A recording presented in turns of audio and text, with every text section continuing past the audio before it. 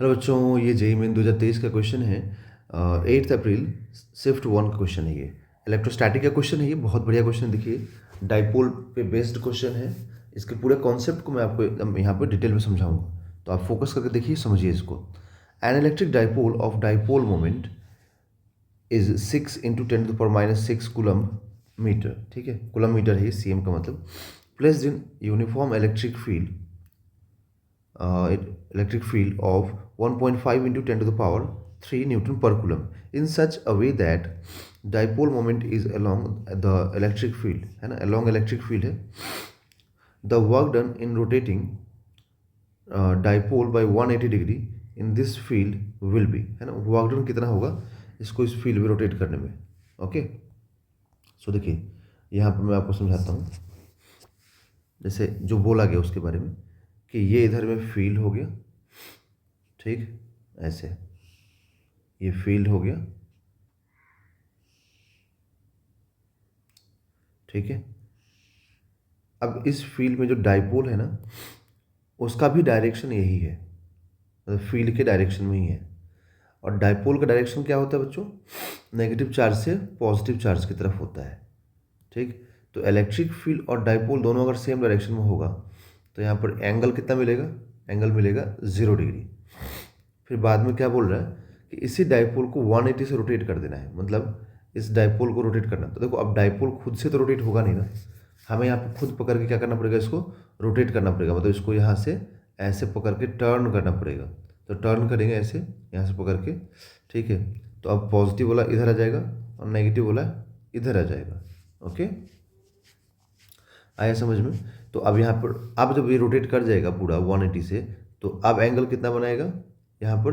तो अब इधर बनाएगा 180, क्योंकि अब डाइपोल का जो डायरेक्शन है वो चेंज हो गया है, ठीक है। तो 180 एंगल बनेगा, ठीक। अब इसी चीज़ में पूछ रहा है यहाँ पर, देखिए क्या कि वर्क डन कितना करना पड़ेगा इसको रोटेट करने में।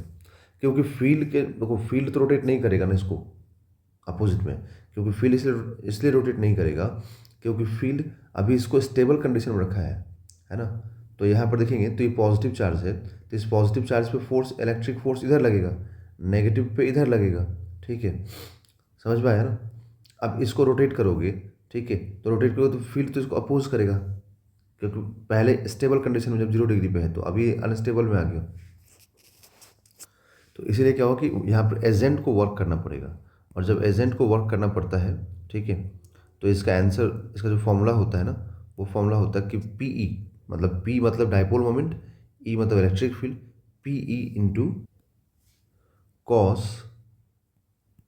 θ1 माइनस कॉस θ2। मतलब θ1 का मतलब इनिशियल और θ2 का मतलब फाइनल, ठीक है। तो यहाँ पर पीई इंटू कॉस θ1 मतलब इनिशियल मतलब 0 डिग्री माइनस कॉस 180, ठीक है। तो हम लोग वर्क डन क्या लिखेंगे? हम लोग यहाँ पर वर्क डन लिखेंगे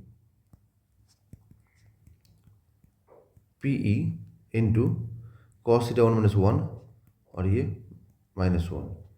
तो यहाँ से वर्क डन देखिए क्या आएगा, पीई इंटू 112, ठीक है। तो वर्क डन क्या हो जाएगा? Work done will be equal to 2 PE, ठीक।